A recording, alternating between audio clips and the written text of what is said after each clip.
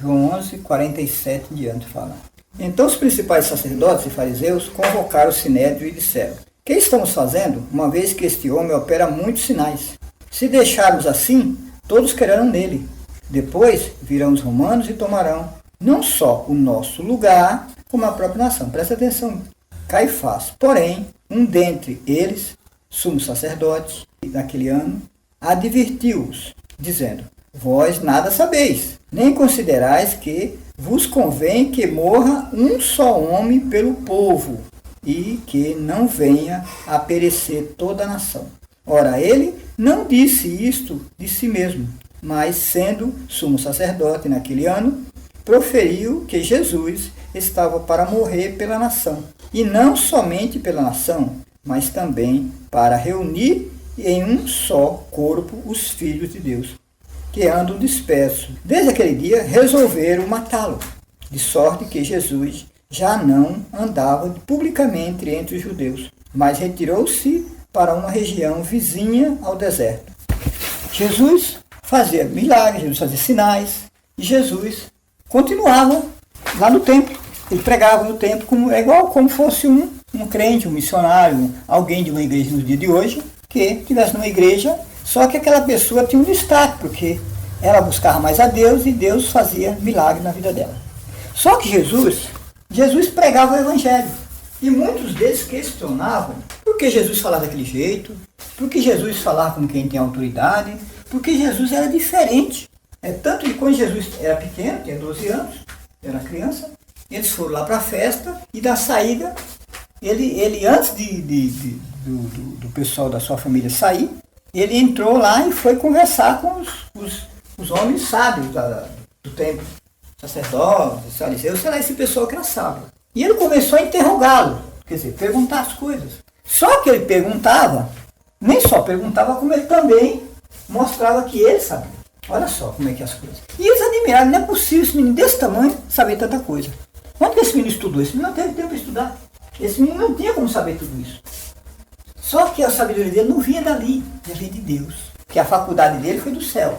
E aqueles homens ficaram admirados por Jesus, não é possível. Esse menino, nesse tamanho desse menino, ele não tem idade para ter especialização nenhuma. E ele sabe tudo isso.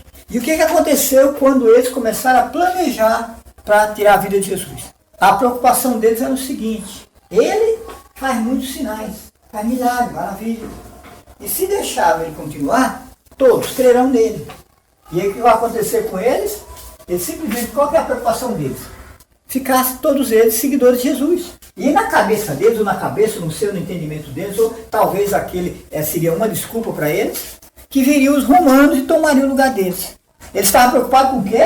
Com o poder. Eles estavam preocupados com o poder. Porque naquele tempo, os religiosos tinham muito poder. E Jesus, sendo ele o Filho de Deus Altíssimo, aquele que veio para converter o coração de todos, para que todos nós que nele creem não pereçam, mas tenham vida eterna. Esse Jesus, ele fazia milagres e maravilhas e sinais.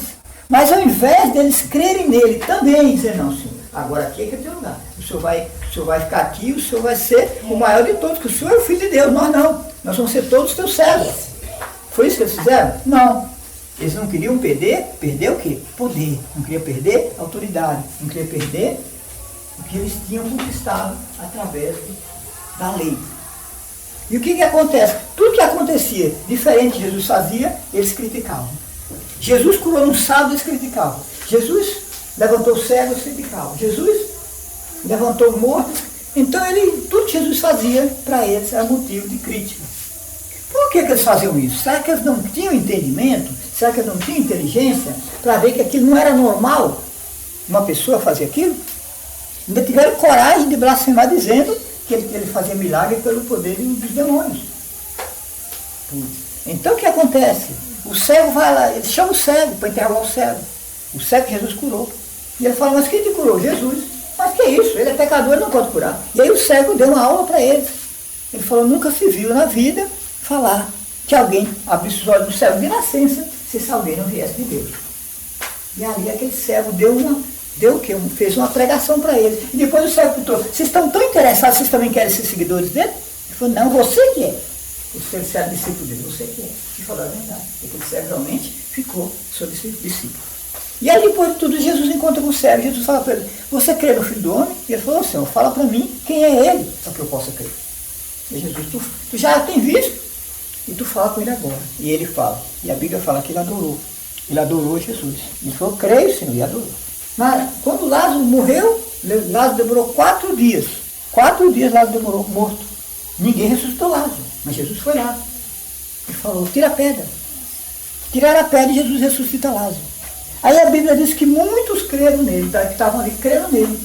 O que significa? Os que creram nele passaram a ser seus discípulos, passaram a ser seus seguidores, aqueles que seguiram Jesus.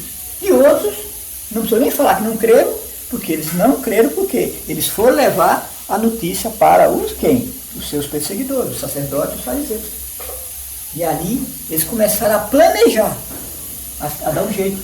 Porque na cabeça deles, Jesus não podia continuar, porque senão Jesus ia tirar o lugar deles. Porque eles estavam preocupados em status. Em Coríntios 13 fala, o amor não se exaspera, o amor não arde ciúme, o amor não procura seus próprios interesses. Então quem tem o amor de Deus não procura seus próprios interesses, mas procura fazer o bem para todos. Deus ficaram não ciúme. E esses homens, simplesmente, a preocupação deles foi, se deixaram ele continuar, eles não todos crerão nele, olha só, todos crerão nele, e aí virão quem? Os romanos tomarão o nosso lugar. Quer dizer, eles não estavam preocupados em ser apenas o Filho de Deus, que Jesus viesse como Messias para eles. Eles estavam preocupados em tirar alguém que estava atrapalhando a vida deles, porque eles estavam simplesmente na carne. Jesus falava para eles, vocês estão na carne, vocês veem as coisas porque vocês estão na carne. Muitas vezes falava isso para eles, porque eles não sabiam o que era o Espírito. Então, nós temos que preocupar em andar no Espírito, que a carne é isso. A carne, quando nós andamos na carne, nós só podemos fazer as coisas da carne. E a carne nos traz corrupção, traz pecado. O Espírito nos traz salvação. Glorificado no nome do Senhor. E essa é a palavra de hoje.